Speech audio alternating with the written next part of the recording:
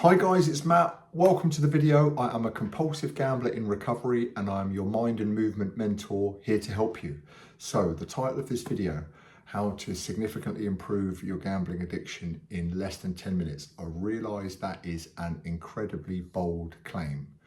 I don't take gambling addiction lightly at all. I am a compulsive addict, have been for more than 1 decade. So I genuinely get the idea that it's not something that you can just flip on and off like a light switch. Having said that, I do feel like what I'm going to share in this video is extremely valuable. So I want to also say I'm not a licensed therapist or qualified mental health doctor.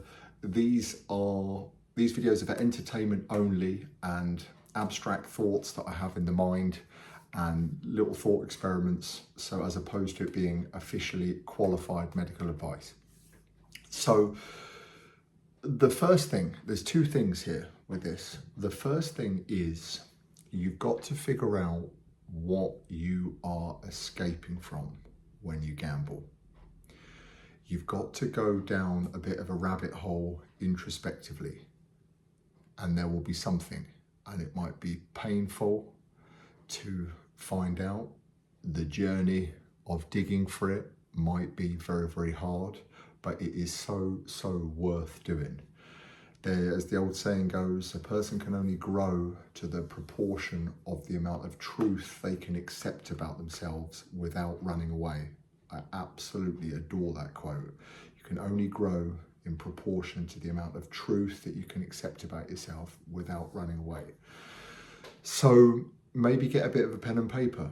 I have ADHD and I actually really do enjoy rabbit hole deep dives about my psychology.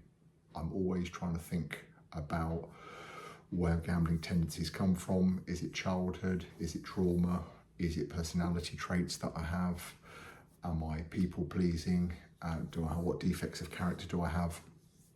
And I know that's a bit of a mishmash of information, but you can do your own version of this by sat down with a piece of paper and really just think about the areas that you struggle with psychologically, and I say can be incredibly painful exercise to do, but think of it as almost like nothing is off limits in terms of the way you see the world, and go inward. So don't go outwards and blame the outside world, or just, yeah, but I feel like that because of so-and-so, or I feel like that because of my boss, or yeah, but I do want to do that, but I just can't do that. From absolutely zero victim mentality. Just think about what you do and in what is a different role that you can play within that. Potentially why, where does that come from? Why, where does that bit come from? And peel it back like layers of an onion, and just spend some time doing this exercise. And it might be painful. You might want to run away from a few things. You might find yourself blaming others or blaming external circumstances that you may or may not be able to control. But there is just really something to be said for taking some time in stillness and thinking about where it potentially could be that it comes from within you and what you are escaping when you're gambling. Because the answer is something.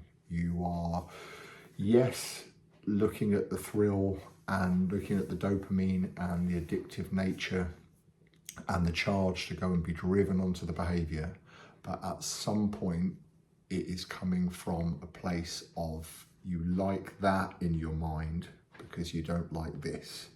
And we've got to try and find out what this is. I think it's Gabor Maté, pardon the pronunciation, addiction specialist. You know, he says all addicts are essentially trying to escape something that comes down to some level of trauma. So it's not kind of why the addiction, it's why the trauma. Again, complex question to ask, but to even be thinking in that mode feels like, you know, you're on the first rung of a ladder of some form of recovery. You're not just in the autopilot behavior of gambling again today, I'm gambling again, I'm gambling again. I'm burying my head as to where this drive potentially comes from. And there's value in that, in even starting that process.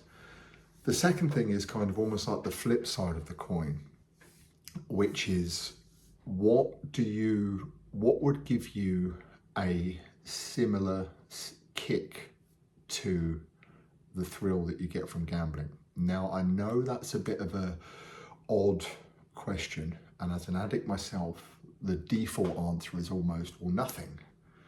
Hence why I continue that repetitive behavior. There's nothing that compares to it. And in some level, that is the nature of the addiction. The high that you get from placing the first bet, we know definitely there's a diminishing return curve that kicks in almost certainly after. But after a period of abstinence, or maybe an increased stake, or maybe, I don't know, just a certain different form of gambling or a different form of environment can feel incredibly compelling and thrilling.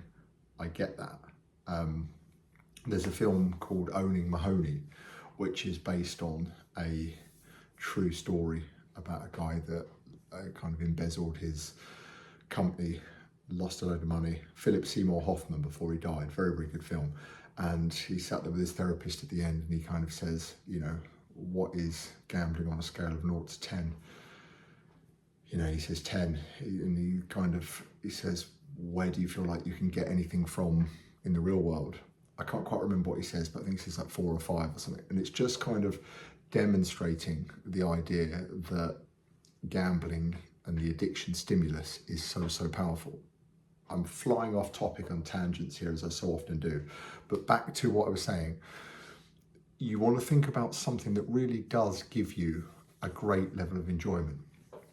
For me, I used to do improv comedy classes. I adore my fitness, I adore nutrition, I like making content. These things are things that you want to fill your day with, that give you a great dose of dopamine, that give you a good feel-good factor. Now, for you, it might not be those things, it could be something different. But if you don't have something that you can kind of get your teeth stuck into, whether it's athletic, whether it's intellectual, whether it's community-based, could be business-based, then in my opinion, you're going to kind of struggle. And it's important to think about, what do you like about those things? I like creating content because it allows me to be quite expressive. It allows me to kind of pay forward what I've learned. I like comedy because it's like an energetic exchange.